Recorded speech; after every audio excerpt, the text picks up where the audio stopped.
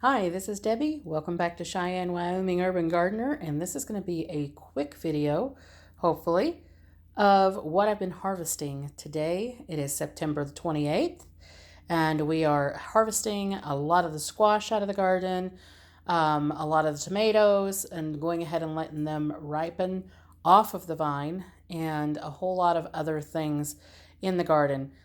And the reason for that is that we're supposed to have temperatures that's going to dive pretty quickly. They're not supposed to go into freeze or frost, but you never know with Cheyenne, Wyoming. It's very possible that it could happen. And we are already well beyond our first frost date, so we're going to go ahead and harvest some things.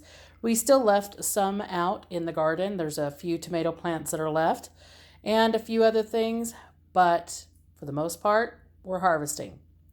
So we've gotten our red curry squash, our tomatillos. At least we've harvested the ripe ones right now. We've still got the tomatillos out there with some more tomatillos hanging on them that are hopefully going to survive the cold weather and get ready. But I've noticed that leaves have started to fall off of the tomatillo plants. They're turning yellow and falling, which means that they're not liking the cooler temperatures, even at 70s, because that's what it is today. We're actually at 79 degrees today. We harvested a couple more of our celery because I need some more celery in the house. We're going to do up some beef stew and go ahead and get that canned with the pressure canner, which will be interesting because I have a glass top stove, and pressure canner is just kind of iffy on a glass top stove. Anyway, you can see more of our red curry squash. I got 8 so far. There are some more out there that are not quite ready. Hopefully they will get to finish out, but the 8 that we do have are very, very large in comparison to red curry squash that I have gathered in the past. You can see just how big these guys are. That's my hand. And these guys are normally about this size. This is the smallest one that we got. And it's actually the only one of its size. All the other ones are the size of the big ones. So that will be plenty for us to eat on. We only eat a red curry squash about once, twice a month through the winter months, but we may be doing more since we're doing a whole lot more of eating at home. We got some more yellow straight neck squash and zucchini. And we got a head of cabbage that had started splitting. That was the head of cabbage that I said I was going to let go to see how far it would go. And this is only a fairy round Dutch, which is not a very large type of cabbage anyway, but it got pretty large in comparison. It did get a little bit of sunburn on it. As you can see, it was definitely finished out, and it did start to split. As you can see, a little bit of splitting right there and right here. And we went ahead and just got that one harvested. But look at that beautiful, beautiful celery. This celery is about 3 feet tall out there, including the leaves. So we just go ahead and get this all trimmed up and we bring it in the house. And it keeps in the refrigerator for a very, very long time, everybody. So if you have not grown celery in the past, give it a try. It's really easy to grow, I found.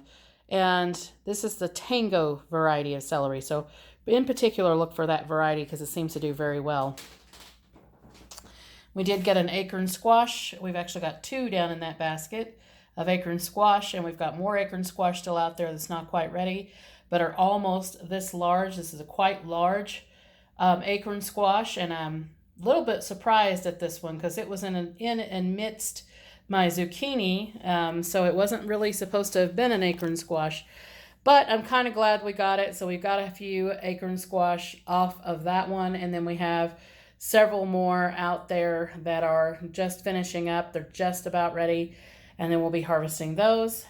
We got plenty more peppers today. These are not quite as big as the ones that we got previously, but just about. They are very big peppers. And then we have a few more squash that we had harvested.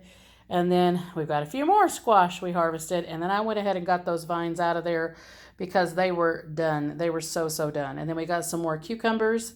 I just pickled cucumbers, so I was actually completely empty on cucumbers. And now we have some more. So I'll need to go ahead and get those processed. And then we still have loads and loads of yellow pear tomatoes and sun gold cherry tomatoes. And then some tomatoes that had fallen off the vines and we picked up. And some of the vines that were damaged and needed to go ahead and be pulled out, we got those.